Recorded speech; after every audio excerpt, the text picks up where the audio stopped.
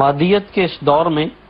لوگ جہاں ایک دوسرے کو کچل کر آگے بڑھنے کی دوڑ میں مصروف ہیں اور دنیا جہاں جنگ کے دھانے پر کھڑی ہے، وہیں برطانیہ میں آباد پاکستانی نایاب مسلمانوں کی ایک بڑی اکثریت ایک ایسے اجتماع میں اکٹھی تھی جہاں امن کی بات ہو رہی تھی، جہاں باہمی اتفاق، اتحاد اور بھائی چارے کا درس دیا گیا اور ان کی روحانی تربیت کا سامان مہیا کیا گیا۔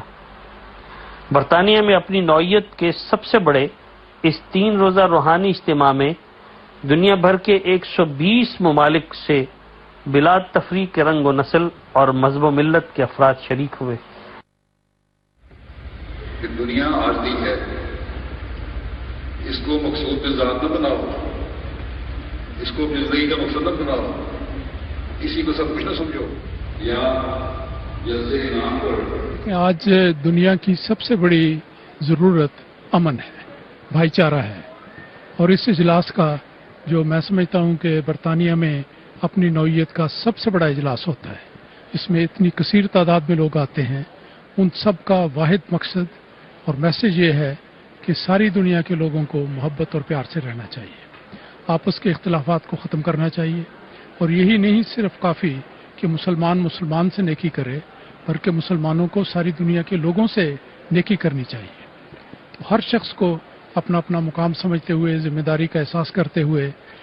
باہمی مفاہمت کو پھیلانا یہ وقت کی ضرورت ہے۔ لوگ یہاں پہ آتے ہیں، ان کی روحانی تربیت کا ایک یہ بہت بڑا ذریعہ ہے، اور پھر لوگ جو رشتہ دار دور دراز کے ملکوں سے، جگہوں سے آئے ہوتے ہیں، وہ آپس میں ایک دوسرے سے ملتے ہیں، اور جو غیر مسلم دوست ہیں وہ تینوں دن یہاں پر آتے ہیں، اور ہر رنگ نسل کے اور مذہب کے لوگ یہاں پر آتے ہیں، ایک دوسرے سے ملتے ہیں اور اپنا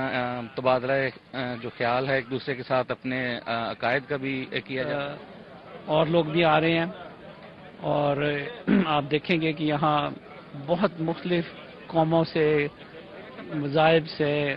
اور بہت پولیٹیکل ورلڈ سے، ڈگنیٹریز،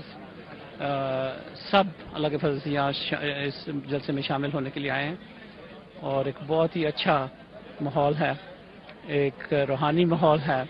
جس میں لوگ بہت